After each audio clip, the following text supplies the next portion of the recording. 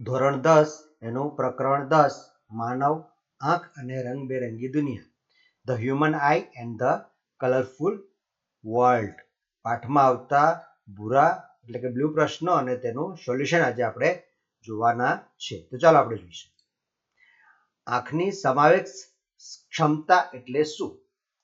તો નજીકની તેમજ દૂરની વસ્તુનું તીક્ષ્ણ એટલે કે પાણીદાર પ્રતિબિંબ નેત્રપટલ પર રચાય અને તે સ્વસ્થતાપૂર્વક સ્પષ્ટ જોઈ શકાય એટલા માટે જરૂરિયાત મુજબ આંખના લેન્સ એટલે કે નેત્રમણીની પોતાની કેન્દ્ર લંબાઈમાં ફેરફાર કરવાની ક્ષમતાને આંખની સમાવેશ ક્ષમતા કહે છે.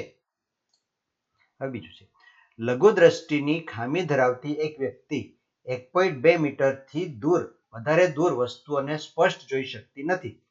આ ખામીનું નિવારણ કરવા કયા પ્રકારનો શુદ્ધિકરણ લેન્સ એટલે કે કરેક્ટિવ લેન્સ વાપરવો જોઈએ?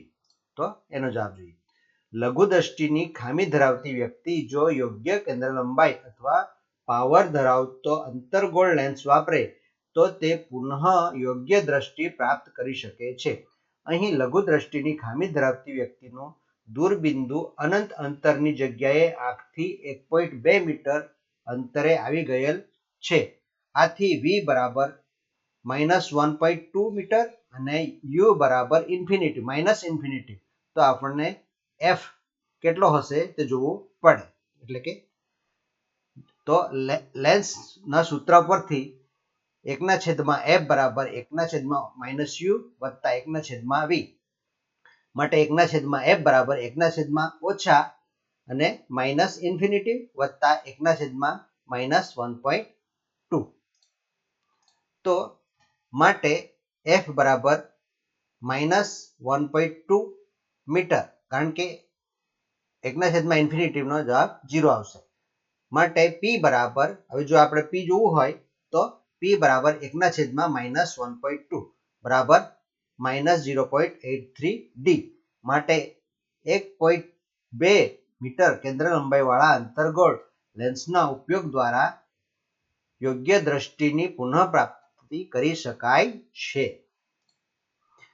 સામાન્ય દ્રષ્ટિ ધરાવતી વ્યક્તિ માટે દૂરબિંદુ અને નજીક બિંદુ એટલે શું? સામાન્ય દ્રષ્ટિ ધરાવતી વ્યક્તિ માટે દૂરબિંદુ અનંત અંતરે અને નજીક બિંદુ 25 સેન્ટીમીટર હોય છે.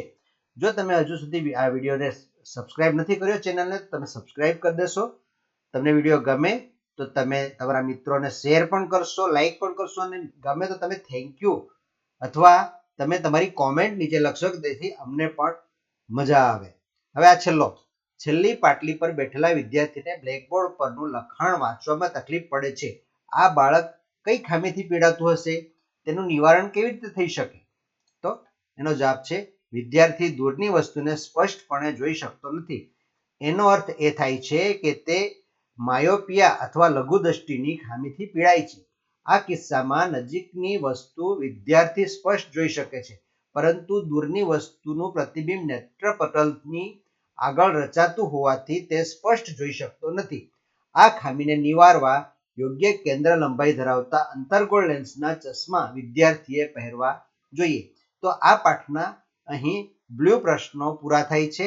આપણે હવે બીજા પાઠના એટલે કે આના પછીના પાઠના પ્રશ્નો, જે બ્લુ પ્રશ્નોના જવાબો આપણે જોઈશું.